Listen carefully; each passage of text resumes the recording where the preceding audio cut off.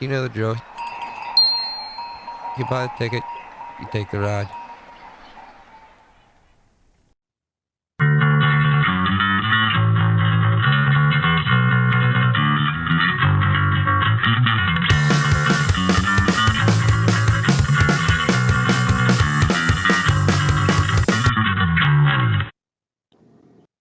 And welcome back to another episode of the Morning Buzz with Jimmy. I'm your host, Jimmy.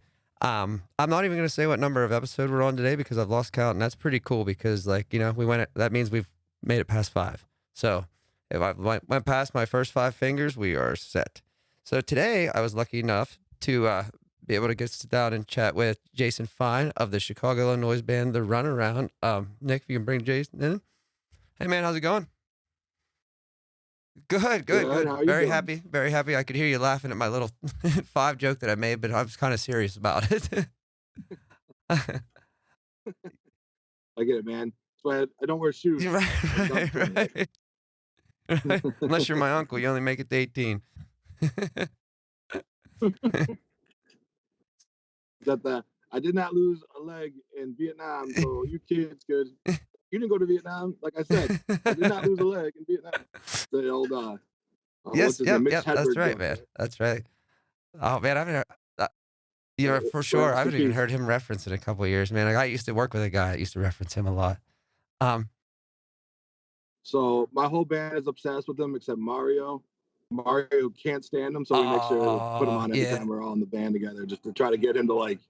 He just doesn't get it, like doesn't click for him. He doesn't laugh at right. anything he And then says. if you make that mistake of telling your group of friends that you don't like something, It's like, y- yeah, like it's like.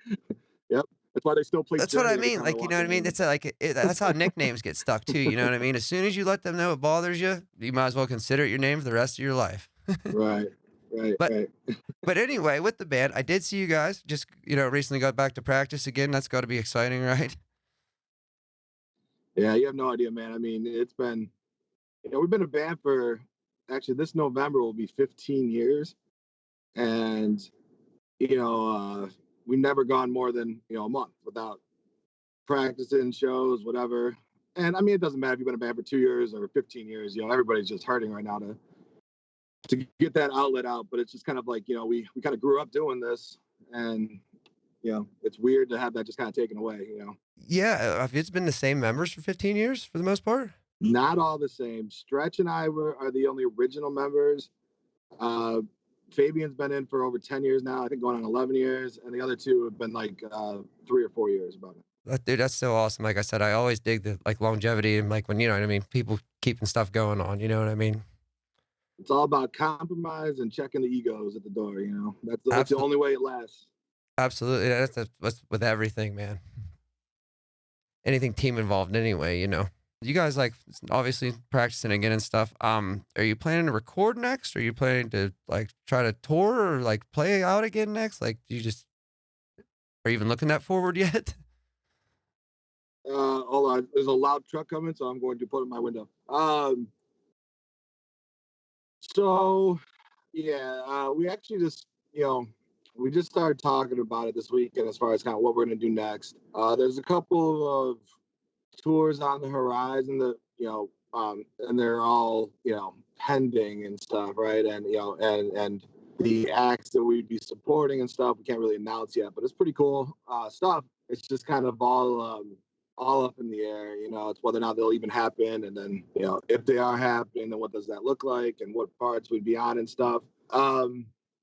We aren't recording anytime too soon. We did start writing again. We've had a couple things, in the early stages of as far as songs go. But we haven't played out since this last album. This last EP was released. So for us, it's still weirdly new, or it's not new to us, but it's still kind of new to everybody else because we haven't had a chance to play this stuff out. There are songs on that EP. I think 2 songs that we've literally never played live. It came out over a year ago now, and we've never played them live, which is a weird and kind of depressing for us. It's like we have no idea what the reaction is going to be to these songs because we've never even played them in front of other outside of like our wives and girlfriends and stuff. Yeah, and I saw, like, that EP literally, like, dropped, like, when the pandemic, like, literally dropped. Like, I mean, like, if not, Yep, we like, on were. the day almost. Yep, we joked that we were the first. We did it first. Um, You were close. You had to have been close, man. I looked at that date and I was so like, "Wow." yeah, so we had our last rehearsal before the release show on March 9th, and this is how crazy it was and how fast it all happened. On March 9th, we didn't even talk about it at practice as far as like canceling or what we're gonna do if we needed to cancel or anything like that. It didn't even come up. That was a Tuesday. We used to practice on Tuesdays. Now we practice on Saturdays. But that was a Tuesday, and then by Friday afternoon, uh, our bassist Stretch is the other Jason, which is why I go by Jay and he goes by Stretch. Uh, he texted the group. He's like, I hate to even say it, and hate to be the one that has to say it, but like, do we need to consider canceling? And that was like Friday morning. The show was supposed to be Saturday. We were all like, no, we'll be fine. And then by Friday afternoon, it was like, damn it, I think we actually need to do this. We actually, we'd have March, right? Um, and we made the right decision. We ended up canceling. It was a sold out venue, small venue, but I don't know if I'm You frozen were or there, there you were, not. then now you're caught up to me. Okay, Okay, I good. got What was the last thing you I heard me got say? about when you played through the snowed out venues, just about saying about how it wasn't in your nature to cancel anything, and I was just gonna say it about, like, I thought I had tickets, like, see, shows at that time. I thought it was a joke at first, like, literally, when it was said about it was canceled, Yeah, like, yeah, no, I knew something was coming, but I was like, "It's real like, they're really canceling over this?" I was like, "It's come on," and then, like, yeah, it happened, like, the domino effect happened, and that was kinda like, "Oh, shit," like, it's real. yeah. We had people like mad. We had a few of like fans of the opening bands that were like, because we had a couple of younger bands. We saw even comments just like kind of bashing us for canceling and calling us like wussies and the other version of that word, and just like like we're kind of damned if we do, damned if we don't type of thing. Because I also know that we would have gotten a lot of bad press and feelings if we had played that show, Right.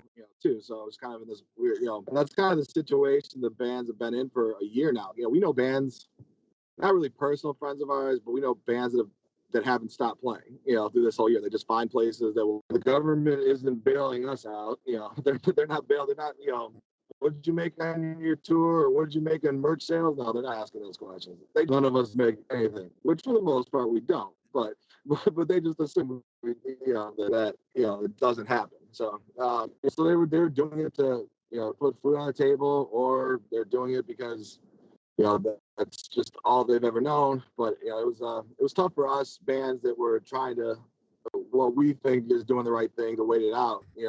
And it's still 13 months later. We don't have a show booked yet. We haven't bitten that bullet to say, okay, like let's book something and see what happens.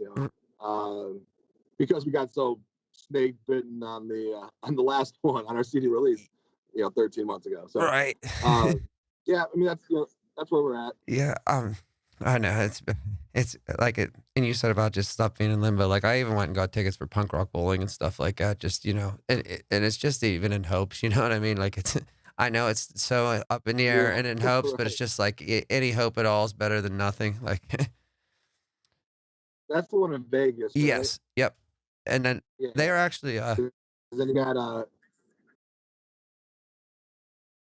God, okay, I don't know if you heard there was girls are putting on a Riot Squad Media. They're doing a Camp Punksylvania, and they're doing it in Pennsylvania. okay. Yeah, and the Queers are headlining. No, I didn't know that. Yeah, Queers are headlining. There's a bunch of bands, and it's like 2 weeks before, Punk Rock Bowling. It's early September. Cool. That sounds fun. It's in Yeah, Pennsylvania. yeah, but what it kinda spurred from, like, the Camp Anarchy being canceled, so a couple people just kinda DIY were getting something together, and then it kinda blew up, and then all this happened, and then it kind of blew up more, and then so now we have this, so hopefully it happens this Yeah. time because it was supposed to happen last year, but obviously. I saw a fest is happening in October, right? I think October. It's cool. Yeah. It's good to see that one's on the horizon Yeah, again. that's Florida, right? Yeah, and the big one by us is Riot Fest, Yeah, as far as the punk scene right. goes. I was out there in 2018. Last I heard, they are okay. Cool. I haven't gone in a few years. I used to go when it was just a club venue thing. The first few years. Like Alkaline Trio was one of the headliners. They didn't get like these massive, gigantic, huge acts. Although Trio's big, obviously. Right. Yeah, and then but it was actually a lot of Chicago bands that's mad. They kind of use that yeah to boost the band back up after not being active for like a decade. You know. Yeah. Uh, when I was there, what they did, I even did like some of the after Riot Fest shows, like you said, like they did that. I think they did one at Reggie's, did one in somewhere. I forget. I saw Face to Face acoustic though, and I forget what the place was, but it was like there was literally 60 people in there, man. And it was so cool, just like that small of a venue. You know what I mean? Seeing a band like that, like I really dug that. I think the place is called Double A, right? Was that what the That venue? might have, yeah. That might have been it. Yeah, yeah, But yeah, yeah. my whole Riot Fest experience, my only Chicago experience was awesome, man. Like I totally want to just I loved being in that city. I enjoyed it. Like and I actually wanted to bring you out to like but I figured copyright things, but like to the 90s Chicago Bulls entrance, like Michael Jordan back in the day. I was a huge fan. That's why it clicked when I saw Chicago and I was just like that would be awesome. That yeah, that's still like the pride and joy of Chicago. We had a good run with the Blackhawks. I'm a Cubs fan. White Sox. We each have one, but man, yeah, '90s Bulls. That was the pride and joy of the city. During that time, I was a kid. I was pretty young, but man, yeah, that was That was a special. it was 90s Bulls. That was everything in this city, man. It was, they talk about like what LeBron did for Cleveland, and times that by 6, right? Because he only brought one championship to Cleveland, and Michael brought 6 here, right? And that whole team, man, it's just there. They'll never pay for a drink. They'll never. It's just Chicago's such a sports town, man. Like even for the musicians, even the musicians love some sports. Some of us do at least. And yeah, that era brought a lot of pride to a city that's we've taken our lumps over the years. When it comes to crime and murder rates and a lot of stuff that's undeserved and a lot of stuff that is deserved. It's still a beautiful city and it's a great place to be. Just certain areas are rougher than others. But yeah, man, it's still a sense of pride for us. And you know, our biggest song to date is our Chicago anthem song called Chicago. So we obviously have a lot of pride in our city too. So No, and that's a good thing, man. Like, arguably, like, you can't even bring up some of the greatest teams ever without bringing up the '90s Bulls too. You know what I mean? Like, you can't in any sport. You know what I mean? There's never, I don't know, the dominance and everything like that. I know growing up watching it from Pennsylvania was awesome. So I can't even imagine being, as close as you were to it and like living it. Like that would have been very cool. yeah, we're probably, I'm guessing, somewhere around the same age or whatever. So uh 90s, I was a kid, but old enough. I was basically first championship, I think I was 7 or 8, and by the time um I was entering high school when they won their last one. So I basically, my childhood just had the Bulls in the finals every year. It actually got to the point where it's like you know we didn't even necessarily watch every game, which is almost sad because it's like I was a diehard fan, but we just knew they were going to win. It almost got, without sounding just arrogant about it, we just knew like they were going to pull it off. It almost got not old, but got like less exciting than it would be if there was a question of whether or not they were going to win. Yeah, Uh, you yeah. describing their championships. I think we're the exact same age, to be honest with you. Now that you say that, when you described their championships, I think I'm 37. Okay. Same. 37. High school, graduated high school in Same here. '02. Yeah. When you said it, Yeah, yeah. this, When's your birthday? Pearl Harbor Day. I'm November Oh my 21st. We're like 2 god, weeks away from that's each so other. weird. Yeah, That's awesome. that's something Oh else, yeah. man. And something else I just wanted to touch on too So, before we break this up and we can actually edit this thing together. we were talking too about just before about like how you know, we were saying about being in bands and being the microphone thing, like how you can be on stage and be singing with a band and it, you know what I mean, totally fine with it. But you said in like in my case, you know, doing a DJ thing, or in your case, like an acoustic set or something, like how different it feels. Do you want to touch on that at all? Yeah, let's do it, man. Yeah, we've been asked over the years probably 100 times to do acoustic sets, and I probably said yes maybe 10 times. So 10% of the time I'll say yes if it's like a worth the nerves, worth the other feelings. For me, our show is all about energy and letting it all out on stage. And when I have to bottle up that energy, it comes out as nerves, and it just comes out like I feel like my voice is shaky, even though people tell me it's not.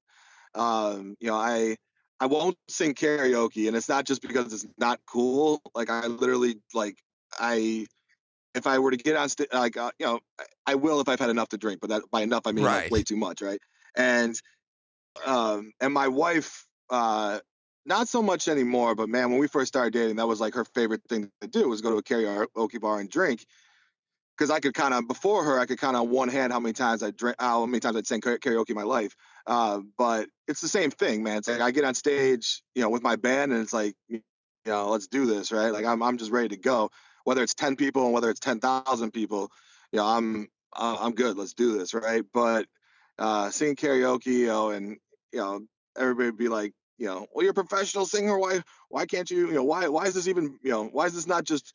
And my excuse is always like, well, do I make you go to work? Like, for fun when we go out drinking, do I make you, you know, I don't know, give that dog a shot or something like a needle shot or something. Right. If he's, I don't know. I just somehow this person became a vet technician, but I make up stories too. but but yeah, but that's my excuse. But the reality is not that it's not still fun to sing. It's just it's not worth the nerves that come with it. And I'm obviously harder on myself, than the normal person would be that just got up on stage and sang because they wanted to have fun. So for me, it's like work.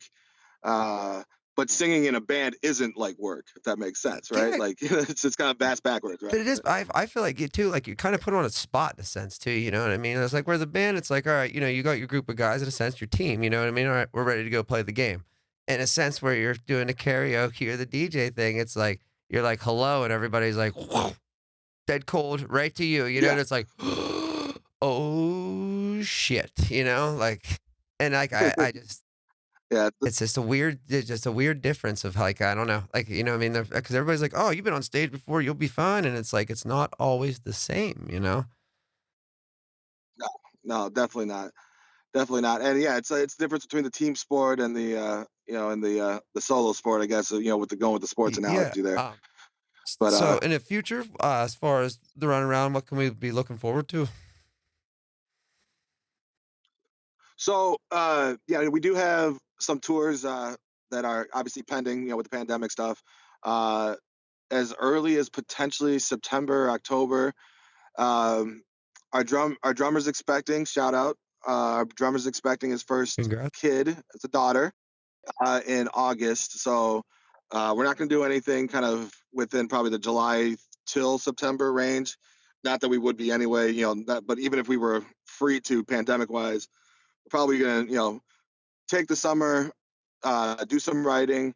And I think the goal is, um, either another EP or an album in 2022.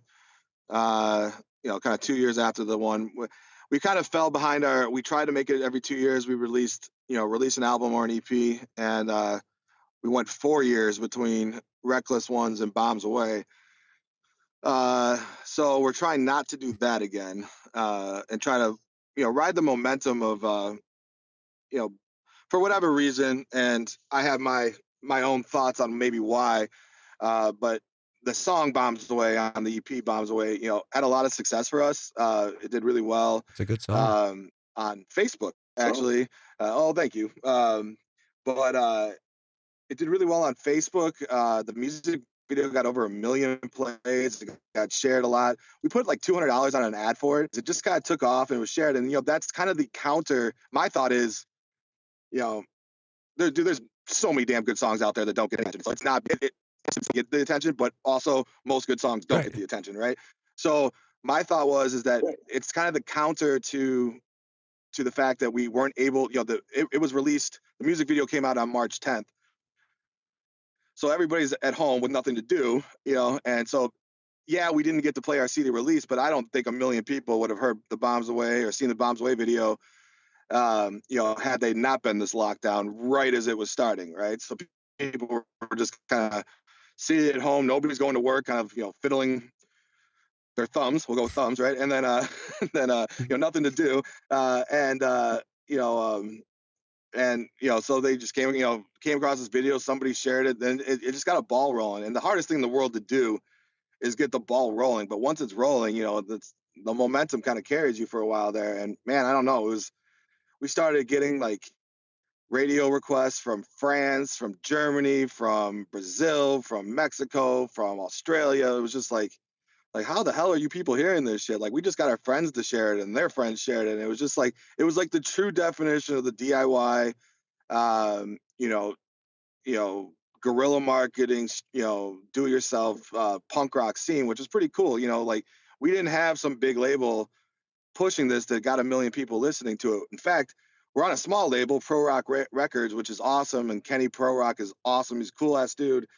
And him and Colleen, there's a couple other that are a part of this record label, but they didn't even join on to us with us until I think July of last year, June or July, which basically we had already gotten close to a million at that point.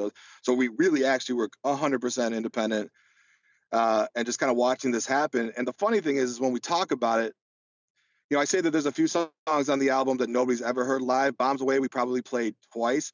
So maybe like 200 people had heard that song before, and only 200 people still have ever heard the song, live.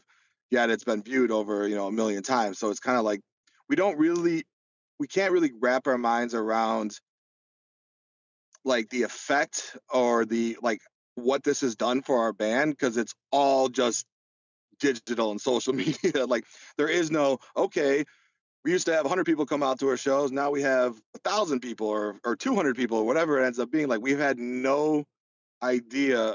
There's been no physical in-person payoff to this yet. So it's kind of surreal. It almost feels like, is this what it feels like to have people know who you are for a minute? And we're still nobody, but we're a little bit less nobody than we were, a Yeah. year ago. Well, I'm even going through the same thing right now. A few weeks ago, I had the guy on from Spain, and, like, now I'm, like, literally you know, Latin community, like, we're getting hit up from everywhere over there now, and it's just, like, it's Yeah. strange. It's a weird feeling, you know what I mean? You're just like, "Wow, why" this people from this country are literally watching me, like, like, Yeah, yeah, it's a for cool sure. feeling, right? Like, it's funny. I had to download a translator for comments on our Facebook page because the Facebook translator is terrible.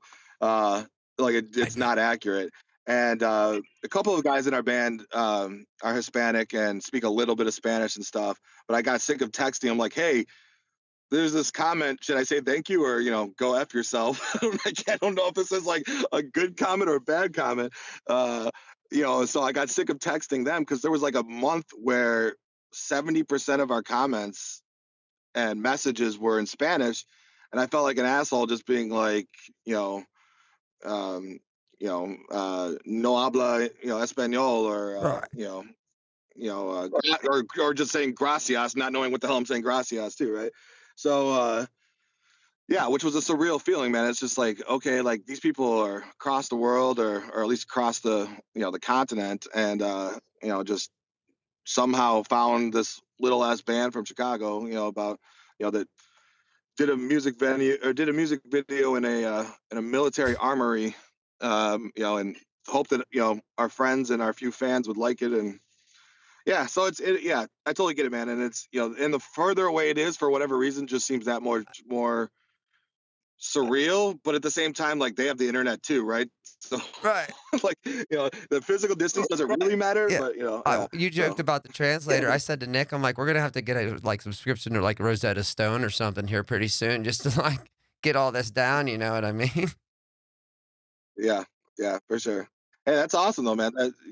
That shows you should take on more bands from from all over the world because well, here's the thing, and like from your standpoint, like it's a big deal to them to be on an American podcast, just like it is a big deal for you to get somebody from Brazil on the podcast, right? So they get to be, I'm sure they're pushing that hard, be like, hey, this dude from Brazil or from America found us and thought we were cool enough to bring on this show, like check it out. So they're promoting the hell out of it, and it's a big deal, right? So, and maybe that's kind of what happened with us, like, okay, like we responded to these comments, because it's not like we're, so many comments that we can't respond, and then they were probably like, holy crap, this band from Chicago or from, United States actually like, talk to me back. Like, yeah, we talk to you back because it's not like we're getting thousands a day. We get like, maybe 50 a day, right? Like we don't, it's not that big a deal. Like, but to them, maybe it is a big deal just because it's across the world, not because we're anybody special, but because it's across the world. So there's something to be said about that. Yeah, yeah. No, and that is the cool thing about technology today when you can turn it on.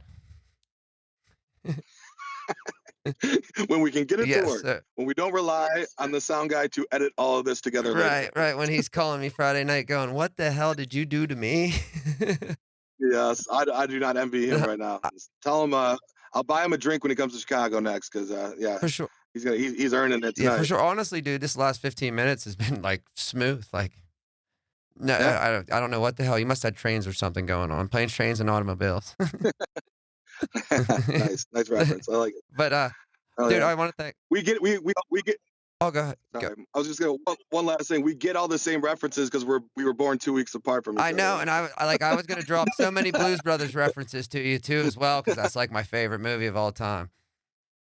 So that takes place in Joliet, which is 5 minutes from me. Right. Like that's the next town over from where we live. Uh, in fact, I was born in Joliet, Oh, and I went by Joliet J for a uh, while. Then it became Runaround J. well, But I yeah, Joliet. this just tells me that I was meant to meet you for some ungodly known reason.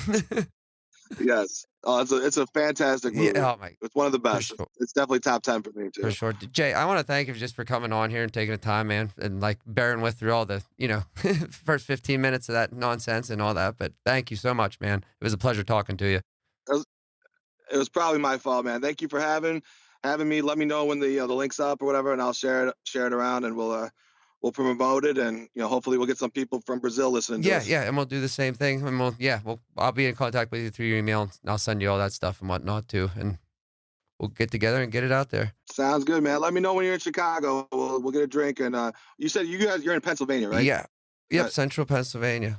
Central Yeah, like Pennsylvania? Okay. right. Where can we find you? Like your runarounds, like the Facebook. Oh, Yeah. I'm sorry. I always forget to do that I stuff did. too. Okay. Facebook.com/the Runaround Band. Instagram, the Runaround Official. Uh, we haven't made a TikTok yet, but we're working on it. That video we made the other day, we thought about throwing that on TikTok is like, because that's what we're supposed to do apparently. Twitter is the _run_around no, only 2 underscores. uh, yeah, and then just type in the Runaround, type in Bombs Way, you'll find us. YouTube is the Runaround Band. Yeah, Okay. Yeah, I just want to make sure. you'll find us, and then you'll find a bunch of blues traveler references. And no, we didn't name our band after Blues Traveler. I did actually get Just to get that question out of I the way. did get those references when I looked you up on YouTube. He was right after you guys with the harmonica chasing you down. Yep, yep. Unfortunately, I every time every time I like type in our name or something like that, I always regret not naming our band something just so off the wall. Type in our name that's all Caddyshack parking lot. Like that should have been our band name or something. I don't know. Just something that like if you put those words together, there is nobody else. Like, yeah. But so if I had to do it over again 15 years, You would have. shoot. Same person calling me. All right. All right. Hey, Anyway. thanks, Jay. Uh, Yeah, thank you, man. You Have a good too, one. man. Take care. And again, that was Jason Fein, the lead singer of the Runarounds out of Chicago, Illinois. We chopped through that one. We made it. I want to appreciate if you made it through that one because actually it won't be too bad. I know my man with the snips over there. He'll cut it up and make me look pretty and make it look perfect. But once again, thank you for listening, watching, all that jazz. And until next time, buy the ticket, take the ride. We'll see you next time.